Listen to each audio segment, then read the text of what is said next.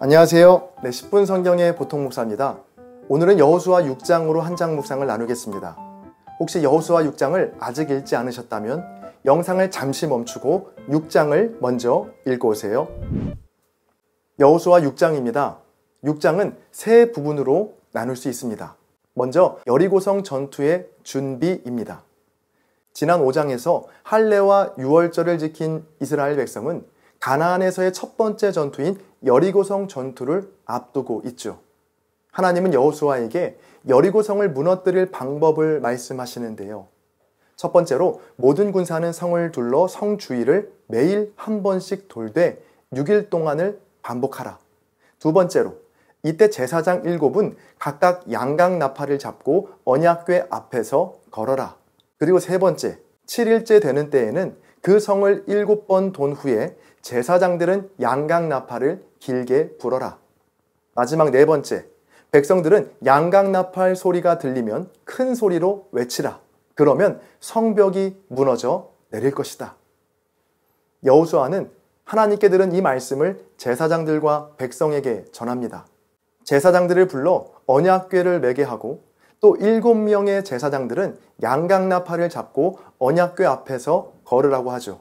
그리고 백성들에게는 그 언약궤를 따라 그 여리고성을 돌라고 명령합니다. 이렇게 여호수아와 이스라엘 백성들은 여리고성 전투의 준비를 마칩니다. 다음으로 여리고성 전투의 시작입니다. 여호수아와 이스라엘 백성들은 하나님께서 말씀하신 방법대로 여리고성 전투를 시작합니다. 가장 앞에는 무장한 선발대가, 그 뒤에는 양각 나팔을 잡은 제사장들이, 또 그 뒤에는 언약궤가, 그리고 가장 뒤에는 나머지 군사들이 따랐고 말씀대로 그저 성을 한번 돌고 첫날의 전투가 끝납니다. 둘째 날도 셋째 날도 그렇게 여섯째 날까지 여리고성을 한번 돌고 다시 진영으로 돌아오는 일을 반복했는데요. 일곱째 날에는 한 번이 아니라 7번을 돌았고 7번을 돌자 제사장들이 일제히 나팔을 길게 붑니다. 자, 그러자 여호수아가 백성들에게 외치라고 하죠. 자, 이때 여호수아는 여리고성 전투에서 지켜야 할 주의사항을 전하는데요. 먼저 여리고성에 있는 모든 것은 하나님께 온전히 바쳐져야 한다는 겁니다. 여기에서 온전히 바치다는 히브리어 헤렘으로 완전한 진멸을 뜻합니다. 자, 그러나 진멸하지 말아야 할 것이 있는데 여호수아서 2장에서 정탐꾼을 살려준 라합과 그의 가족들, 그리고 하나님의 성소에 드릴 은금과 동철 기구들이었습니다. 마지막으로 20절부터 27절까지 여리고성 전투의 결과입니다. 외치라고 하는 여호수아의 말에 백성들이 크게 소리질러 외치자 견고한 여리고성의 성벽이 무너져 내립니다. 백성들은 무너진 여리고성을 점령했고 라합과 그에게 속한 가족, 그리고 은금 동철 기구를 제외한 모든 것을 진멸하죠. 그렇게 여호수아와 이스라엘 백성은 여리고성 전투에서 승리했고 여호수아에 대한 소문이 가나안 온 땅에 퍼졌다는 것으로 여호수아 6장은 끝이 납니다.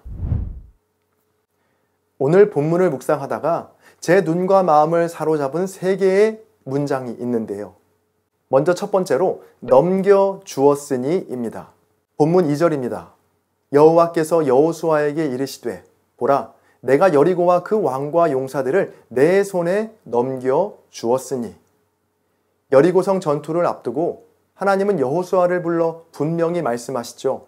내가 여리고와 그 왕과 용사들을 내 손에 넘겨주었으니. 자, 내 손에 넘겨줄 것이다가 아니라 이미 너의 손에 넘겨주었다라는 승리의 선언입니다. 아직 여리고성을 본 적도 없고 또 전투를 위한 준비를 시작하기도 전에 하나님은 여호수아에게 이미 승리했다라고 말씀하시는 거죠. 우리 앞에도 여리고성과 같은 수많은 문제와 어려움들이 놓여 있죠. 내 힘으로는 도저히 해결할 수 없을 것 같은 태산과 같은 문제들 말입니다. 그러나 하나님은 그런 우리에게 이렇게 말씀하십니다.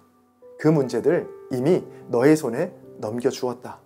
내가 너를 승리하게 하겠다 라고 말이죠. 혹시 여러분의 삶에서도 여리고성과 같은 문제와 아픔이 있으신가요? 그렇다면 내가 가진 부족한 지혜, 부족한 물질, 그리고 나의 연약함만을 보고 주저앉아 있지 마시고요. 너의 손에 이미 넘겨주었다라고 말씀하시는 크신 하나님을 바라보시기 바랍니다. 하나님과 함께하면 넘지 못할 산도, 풀지 못할 문제도, 참지 못할 슬픔과 분노도 없을 줄 믿습니다. 다음으로 두 번째로 아무 말도 내지 말라입니다. 본문 10절입니다.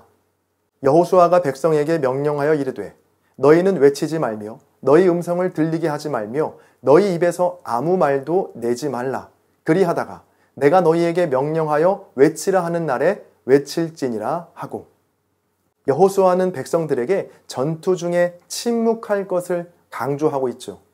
외치지 말며 음성을 들리게 하지 말며 너희 입에서 아무 말도 내지 말라. 즉 입도 뻥끗하지 말라는 겁니다. 이 침묵하라는 명령이 1절부터 5절까지에 있는 하나님께서 여호수아에게 하신 말씀에는 나와 있지 않거든요. 그런데도 여호수아는 왜 침묵하라는 명령을 백성들에게 3번이나 강조했던 걸까요? 여리고성 전투는 여러 면에서 이해할 수 없는 전투였습니다. 광야에서 태어나서 제대로 된 군사훈련 한번 받아보지 않았던 출애굽 2세대들에게 가나안 땅에 들어가자마자 여리고성을 점령하라는 것부터가 말이 안 되는 명령이었죠. 또 전투의 방식도 아무것도 하지 말고 그저 언약궤를 앞세워 성을 돌라는 것뿐이니 얼마나 황당한 명령입니까? 대체로 이런 상황 속에서 나올 말들은 100이면 100, 불평과 불만, 그리고 부정적인 말들 뿐이겠죠. 그래서일까요? 여호수아는 여리고성 앞에서 아무 말도 하지 말 것을, 즉 침묵할 것을 3번이나 강조합니다. 백성들이 해야 할 일은 입을 닫고 앞에 가는 하나님의 언약궤를 바라보며 믿음의 걸음을 걷는 일이었죠. 삶을 살다 보면 하나님의 약속의 말씀과는 너무도 동떨어진 연약하고 초라한 상황과 형편에 처할 때가 있습니다. 그 순간 오늘의 말씀을 기억하세요. 그때는 그저 침묵하며 하나님의 말씀을 바라보고 믿음의 걸음을 걸을 때라는 걸 말입니다. 마지막 3번째로 외치라 하는 날에 외치라입니다. 오늘 본문을 묵상하다가 흥미로운 사실 하나를 발견했는데요. 그건 이스라엘 백성들은 외쳐야 하는 날이 언제인지 알지 못했다는 겁니다. 본문 4절과 5절에서 하나님께서는 여호수아에게 7째 날에 7번을 돌고 큰 소리로 외치면 성벽이 무너져 내릴 것이라고 말씀하시죠. 자, 그런데 여호수아가 백성들에게 명령할 때는 7째 날에 외치라고 하지 않고 그저 내가 너희에게 명령하여 외치라 하는 날에 외치라고만 말하고 있습니다. 다시 말하면 백성들은 언제가 마지막 날인지 몰랐다는 겁니다. 여호수아가 외치라고 말하는 날이 언제인지 모른 채로 그저 성을 돌았다는 것이죠. 혹시 수년 동안 똑같은 기도 제목으로 기도하고 있는 분들이 계신가요? 언제 내 형편이 좋아질까? 언제 다시 물질의 회복을 주실까? 언제 건강이 회복될까? 언제 자녀가 결혼을 하고 취업을 할까? 언제 나의 자녀들과 가족들이 구원을 받게 될까? 7번째 날 6바퀴를 돌 때까지도 멀쩡하게 서 있던 여리고성과 같이 시간이 지나도 좀처럼 풀릴 것 같지 않는 문제들로 고민하고 계신가요? 그렇다면 오늘 말씀으로 다시 소망을 품고 기도를 시작해 보세요. 우리에게 아직 7째 날이 오지 않았을 뿐입니다. 하나님께서 외치라 하시는 그날, 하나님의 나팔 소리가 힘차게 불리는 그날, 힘없이 무너진 여리고성처럼 우리 앞에 놓여진 문제와 아픔들도 무너져 내리는 놀라운 승리를 주실 줄 믿습니다. 지금은 댓글 작성 시간입니다. 오늘의 영상을 통해 아니면 여러분 각자의 묵상에서 발견한 은혜와 도전들을 댓글에 남겨주세요. 댓글을 적기가 부담스러우신 분들은 좋아요와 공유, 그리고 보통 목사의 책 구매로 한 장 묵상을 응원해주세요. 여러분의 나눔이 누군가에겐 큰 위로와 도전이 될 수 있습니다. 찬양 들으시면서 댓글 남겨주시고요. 저는 다음 영상에서 뵙겠습니다. 감사합니다.